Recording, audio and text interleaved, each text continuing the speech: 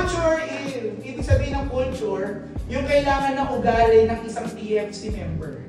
Okay, gusto ko, lahat po tayo, i-embody po natin yung mga ugali na ipapaliwanag ko sa inyo today. Okay na ba yun?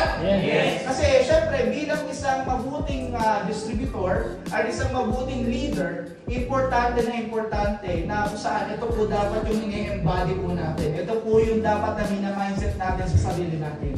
Okay, so ngayon, number 1. Siyempre, pakisabi nga, great lives. Great lives. Great lives. Ito po yung 10 Commandments na ginawa po ni Joseph Lim kung nasa Project High pa lang po kami. And gusto ko po na, bakit ko po siya binabalik? Kasi gusto ko po ito yung maging kultura ng buong grupo natin.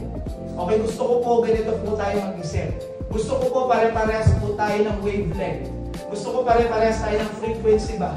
Na kumbaga, pag iisa lang po tayo ng energy, mas magiging mabilis din yung mga results natin. Yes? Yes! So number 1, di ba? G stands for Guidance Matters. Importante na mag-yes upline.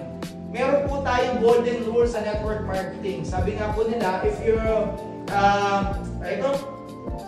upline is always right.